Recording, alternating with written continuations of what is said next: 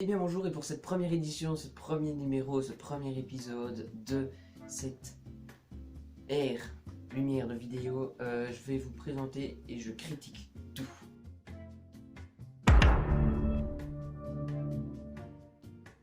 Ce premier critique tout va s'intéresser à ce film-là, Toy Story 4, que je suis allé le voir au cinéma. Bon, j'avoue, il est sorti il y a une semaine, c'est un petit peu tard, mais je vous préviens, il n'y aura pas de spoiler. Juré. Toy Story 4, c'est avec ce personnage-là, je disparais, et ce personnage-là. Sachant que ce personnage-là, je l'ai eu en 2010, et celui-là, la semaine dernière, je l'ai acheté la semaine dernière parce que j'avais trop envie. Mais le truc, c'est que ce film-là, Toy Story, le Toy Story 1, il est sorti en Amérique et en 1995, et Toy Story 2, 1999, et Toy Story 3, 2010. Mon buzz, je l'ai eu vers 2010. En fait, le truc qui nous a tous pris par les tripes par rapport au Toy Story 4, c'est qu'en fait au Toy Story 3, quand t'as regardé la fin, tu te dis c'est bon, c'est fini, tout se termine bien, ils sont chez Bonnie, la fin est un peu triste, émouvante, mais on peut se dire ça finit comme ça, c'est bravo, bravo Pixar, c'était cool, c'était génial. Et bien non, ils nous ont encore surpris en nous faisant une claque en pleine tronche avec Toy Story 4 qui lui, je ne vous dirai pas tout, mais la fin, t'as la petite larmichette qui tombe quand même parce que tu te dis ça peut pas terminer comme ça et t'as encore envie, t'as encore faim quoi. C'est ça le problème avec Toy Story 4. Mais commençons par le début. Déjà Toy Story 4, il a été super connu parce que c'est l'un des premiers films, et c'est même le premier peut-être, je sais plus, qui a été fait par rien qu'avec des images de synthèse. Et quand on compare le Toy Story 1 avec le Toy Story 2, 3 ou 4, mais ne serait-ce qu'avec le 2, dans le Toy Story 1, ils sont un peu flous, les personnages un peu blancs, un peu transparents. Dans le Toy Story 4, ils sont mais magnifiques, on dirait que c'est les vrais jouets, voire même des vraies personnes. Et même les peluches, les marionnettes, les personnages sont encore mieux faits que les humains. Et ça, c'est dingue. Par exemple, quand il y a de la lumière, la foire, la lumière, on voit vraiment tout le jeu de lumière qu'ils ont mis le paquet là-dedans pour vraiment faire rêver que ça pétille dans les yeux, même au cinéma, dans ta télé, devant ton téléphone. Tous les personnages, dès qu'il y a un peu de lumière, ça reflète sur leur peau. C'est vraiment magnifique. En fait, il n'y a pas d'autre mot, c'est magnifique, c'est digne carrément d'un film physique, d'un film comme Titanic. Enfin, vous voyez, un film normal. C'est très très bien fait.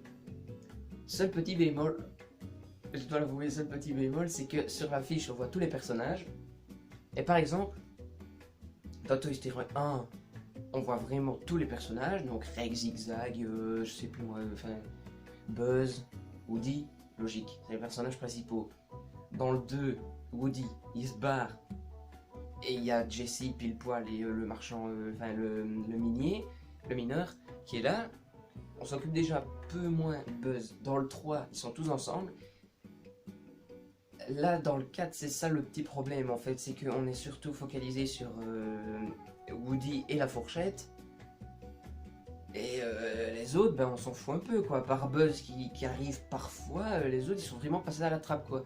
Le pire c'est pile poil, je vous le dis, c'est pas un spoiler, je vous le dis, et pile poil on le voit peut-être 30 secondes à peine. Jessie aussi, à part à la fin et tout ça, enfin bref. C'est ça un peu qui est dommage, mais ils ont mis les nouveaux personnages super en avant, ça c'est bien. Parlant des nouveaux personnages, il y a un qu'on voit voler tout là-haut, là-bas, qu'on voit voler qui est juste excellent en version française. En version originale, ce personnage-là, Duke Kaboom, c'est Keanu Reeves, John Wick. J'ai pas écouté la version originale, j'ai pas trop envie quoi. Déjà rien que la tête m'énerve, mais bon voilà, ça c'est votre appréciation. Voilà, moi j'aime pas, enfin bref, on va pas rentrer là-dedans, mais en parlant de voix justement, la voix du petit canard jaune, qui est à côté du gros lapin bleu, c'est Jamel Debbouze. Je suis pas fan de Jamel Debbouze, encore moins de sa voix. Maintenant, quand j'entendais le canard jaune, c'était Jamel Debbouze pour moi. Maintenant voilà, c'est chacun va le voir comme il veut, mais moi j'ai pas trop aimé juste pour ça. Maintenant le lapin bleu il est incarné par Franck Gastambide, enfin il prête sa voix. Ça a plutôt passé, c'était bien. faut que vous alliez le voir, vraiment pour vraiment bien pointiller. Moi je suis là juste pour critique tout, comme je dis. Maintenant la bergère qui revient, la bergère n'a pas la même tête que dans le Toy Story 1, 2 et 3. Enfin 3 elle y est pas du tout, donc c'est logique qu'elle n'ait pas la même tête. Mais elle n'a pas la même tête, elle est mieux faite, elle porte pas sa robe parce que ça lui permettra de courir. Voilà, donc maintenant la fin, voilà, la fin, je ne dis pas la fin, bien entendu, mais la fin, t'es heureux. T'es heureux pour eux, t'es heureux, t'es même joyeux. En fait, tu pleures pas de tristesse, tu pleures, enfin tu pleures pas, mais tu pleures entre guillemets de joie parce que la fin est juste magnifique, merveilleuse, très très belle. C'est une belle fin. Maintenant, dans Toy Story 3 aussi, la fin, tu te dis waouh, c'est une super belle fin, et il y en a eu un quatrième. Dans Toy Story 4, c'est une super belle fin. Est-ce qu'il pourrait y avoir un cinquième?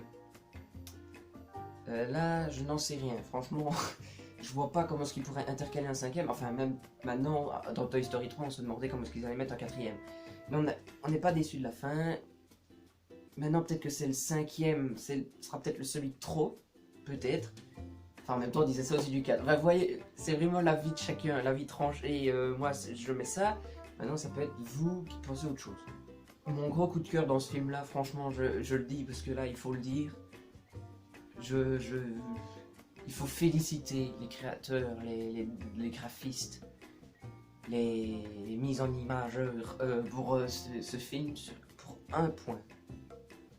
Un point. La pluie. Ils te mettent une scène de pluie de plus ou moins, je sais plus, allez, 4-5 minutes, mais la pluie, t'as envie d'aller dedans, t'as envie de rentrer dans l'écran de cinéma et aller te mettre dans la pluie et prendre ta douche dans la pluie tellement qu'elle est bien faite.